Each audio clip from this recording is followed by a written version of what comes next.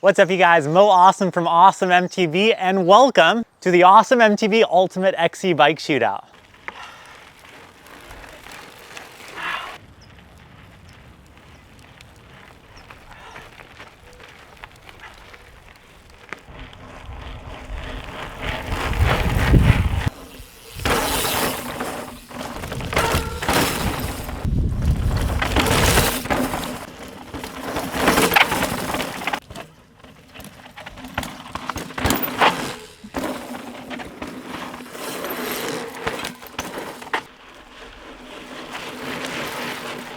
What's up you guys, Mo Awesome here from Awesome MTB and welcome to another bike review, part of our Ultimate XC Bike Buyer's Guide. Currently we have 7 of the best XC bikes on the market in for testing, all in that 120mm travel category, and we are going through and dissecting each and every single one of these bikes, figuring out who they are for, and also trying to figure out what is the best XC bike in that 120mm travel category. In today's video, we are going to be dissecting the Specialized S-Works Epic 8. Now this is probably one of the most anticipated reviews of this buyer guide because not only is this the most expensive bike in the shootout, but it is also supposed to be one of the fastest. Specialized's claim to fame is making bikes for the world's fastest racers, and this thing has already been on the podium a ton of times. However, is this bike worth the price tag? Now, before we get into this, I do want to give a huge thank you to Pro Bike Supply for teaming up with us on this project. We knew going into this that we really want to partner up with a bike shop that understood custom builds, and Pro Bike Supply is that shop. They are one of the most awesome bike shops to work with, primarily because they love custom frame up builds.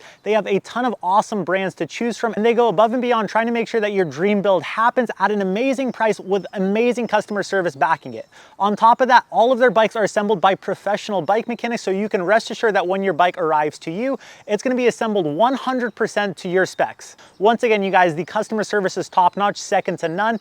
Highly recommend Pro Bike Supply if you're in the market for your next bike. We'll link them in the description. They take care of friends of the channel, so be sure to let them know that we sent you. And with that being said, let's get into the Specialized S-Works Epic 8. Let's talk a little bit about the bike. So once again, you guys, this is the S-Works Epic 8. Now the Epic 8 is actually a 120mm XC race platform with a 120mm fork up front. Now me personally, I am on an XL test bike and I am 6'2" to give you guys that for reference. The bike features about a 75.5 degree seat angle and the head angle is about 66.6 degrees in the steeper setting. They also offer a low setting, which will actually drop that head angle to 65.9. Now, like I said, this is the S-Works model, so it does have Specialized's top of the line carbon on here. Specialized got rid of the brain suspension on the Epic and they replaced it with Flight Attendant. So this bike features a SID fork up front with 120mm of front travel and a SID Lux rear shock. Now moving on to the drivetrain, we do have SRAM's XXSL drivetrain. So we have a power meter crank up front, which actually is necessary to pair with the Flight Attendant. Specialized's Roval Control SL integrated handlebar and stems. It's one component up there.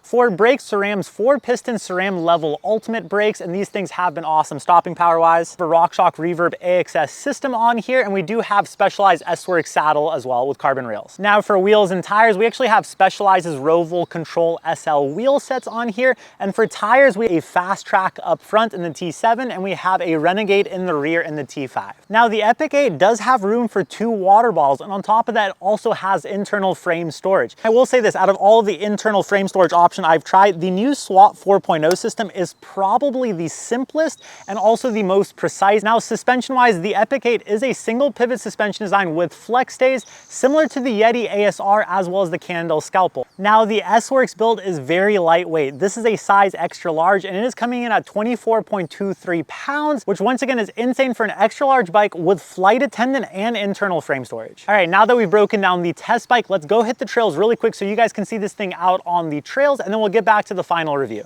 Another day, another bike review. Today we have one of the more anticipated reviews of the test, the Specialized Epic S-Works edition. Another thing that we have new is if I go here, bounce on the fork, it opened up on its own. We have RockShox Flight Attendant. I don't have to worry about locking out the suspension on my own. It will tell me when we should lock out and when we should open. This is the steepest part. Get our way up this little last section. Something to note with the Epic too, it definitely feels like they wanted to keep that front end down. Overall, the bike itself, geo-wise, has a lower stack height, but they also put on the S-Works model this integrated stem bar setup that's also fairly low. quick. Let's see if we can hear it. The suspension is locked out right before the downhill. Did you guys hear that? It went into the pedal mode and now it's open. The suspension knows when you're about to descend. Up through here. God, such a freaking fast bike. Right through this little steep section. Stack height isn't the only thing that's low. The bottom bracket on this bike is also relatively low. A fairly long reach and then short stays. And you get a very stable ride. Ooh, this is one of my favorite sections. I try to huck off of that. Now, a little of a harsh bottom out right there. I will say on these single pivot bikes, if you are a heavier rider, you might notice that. A couple of really good corners right here. And man, the Epic is such a good corner. Woo. Through here. Man, we are low, baby. Things that I do notice with the flight attendant, it is very smart. Like I'm pedaling right now, and then if I was just to try to trick the suspension and compress real quick, it's open in like a microsecond. And man, the Epic definitely is a fast climber. That is something I've noticed. Besides Geo, which I think makes it a good climber, is the frame material. Both in and out of the saddle, you can definitely tell Specialized did their research with their carbon. Power transfer feels so good. We have our little technical turn right here. Now the shorter chainstays definitely help with those tight, twisty switchbacks. I do feel at high speeds, those size adjustable chainstays definitely help on an XL frame. However, at the end of the day, it's a little microsecond extra to try to maneuver those bikes around corners. So I can see from a race environment, wanting to stick on the shorter side. Flight attendant really does shine on this trail because as soon as you get out of the saddle, start sprinting, it knows to lock up. And as soon as you get ready for the tech, it opens up. And man, does the Epic want to open up. Through the tech. Ooh. God, so much freaking stability at high speeds. And once again, I think a lot of that is definitely going to be that lower bottom bracket. Through this bottom section. Now I will say, even though it is a single pivot bike like the Cannondale, I do notice the Cannondale Scalpel has a little bit better traction under braking over the Epic. And I think that's the flex stay on the Scalpel being closer to the chainstay and on the bottom. But at the same time too, this is still a very capable descender when the shock is open. This rock, let's see what the suspension does for you guys. It's open. Does it know to unlock the transmission? Ooh, that didn't sound too good, guys. Oh, God, this is where the Epic really shines, corners like that. Cornering in general on the Epic is freaking insane. It just feels like the bike is almost stuck to the ground and very slalom-like. And I would say out of all the bikes, the Epic feels like it really does prioritize speed in corners. So good. Whew. The Epic carries so much speed through sections. And I can't stop going back to the Epic really being that true race bike. You feel it when this bike is on the trails. And you can tell Specialized was really trying to go for the fastest bike. I think the Epic is a good everyday bike. That's a different conversation. And I think something that's gonna be very interesting in this review. And we'll talk more about that in a little bit. Let's head back. All right, hopefully you guys enjoyed that ride on the Specialized S-Works Epic 8. Let's break down what I thought of this bike, what I didn't like about this bike, and who I think this bike is for. So first, let's talk about the things that I really do love about this bike. I will say, out of all of the bikes in this test, and I don't wanna get into the timed aspect until the conclusion of this video, this hands down was probably one of the fastest bikes in the shootout. You can definitely tell Specialized did their homework and how to nail everything perfectly. It feels like there's just enough of everything, just enough reach, just enough chainstay length, just enough compliance in the carbon, because obviously if you go too stiff, you're gonna end up getting a lot of rider fatigue. However, if you don't go stiff enough, you're not gonna have enough power transfer in the right places, especially when you're out of the saddle sprinting. Now, in terms of where the Epic 8 differs from the test, you can definitely tell when it comes to Geo, they are trying to get their stability from the front end of this bike. They don't do size adjustable chainstays like the Yeti ASR. However, unlike the ASR, they definitely go with a little bit of a longer front reach reach profile. So that overall longer wheelbase and the stability is definitely coming from the front end of this bike. And I have a feeling that why Specialized didn't go with size adjustable chainstays and they kept that chainstay at 435, probably because they realized that every microsecond matters. You do go a little bit longer on those chainstays. Yes, you do get a little bit more high speed stability, but it's just gonna be a little bit of extra maneuvering trying to get those bikes in and around corners. And I think Specialized, like I said, it's the Goldilocks of this test. Now, another thing that I really liked about this bike was the bottom bracket height, because this definitely has a slightly lower bottom bracket overall.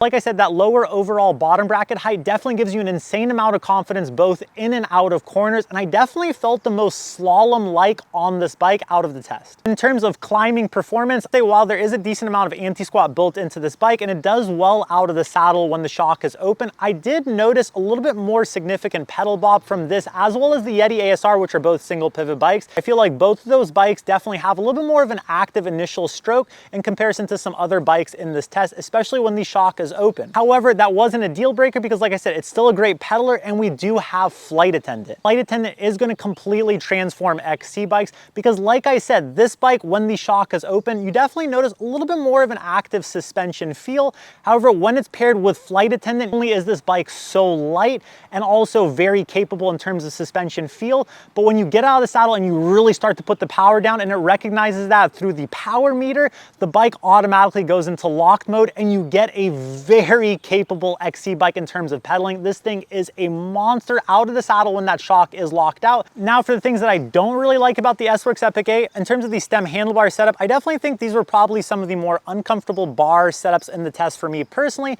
I definitely thought it was a little bit on the harsher side. I feel like I would have wanted a little bit more vibration damping through those bars. Like I said, they definitely are a stiff profile. This bike has a little bit of a lower stack height overall, and the bars are also lower with that integrated stem setup. And for me personally, I have a really high saddle height, so that saddle height to bar height ratio was a little bit off for me. Another thing that people might not be too fond of is going to be that chainstay length. Like I said, this bike doesn't feature size adjustable chainstays, so that 435 is going to be the same across the board in terms of sizing. At 6'2" and riding an XL frame and testing other bikes with similar to longer chainstays, I've definitely noticed at my height, I appreciate a little bit of a longer chainstay. Now, does that 435 chainstay result in a faster time overall? You guys will have to stay tuned to the conclusion of this video, but I'll give you a little bit of a hint. Yes, it does. So I do understand why Specialized went with that 435 on the XL. However, like I said, after testing the ASR and the Scalpel that both have a little bit of a longer chainstay in the XLs, I do appreciate that when it comes time for high speed stability and overall comfort on the trails. It can be a little bit more applicable for that one bike quiver where you want that XC bike, but you do want to have that for a majority of your riding. That's where I feel like you're really going to appreciate a little bit of a longer chainstay on there. However, in a race application, like I said, I understand why Specialized stayed with that 435. Sum up the Epic 8, really awesome on the downhills, very slalom-like feel to it in and out of corners, very comfortable frame feel out on the trails in terms of carbon profile. However, do I think it's the best XC bike of the buyer's guide? You guys, like I said, will have to stay tuned for the conclusion of our awesome MTB XC buyer's guide. If you have any questions on the Epic 8, let me know in the comment section. I'm happy to answer any of them. Be sure to subscribe to the channel to not miss out on any other videos from this buyer's guide. Until next time, you guys, ride awesome. Phew.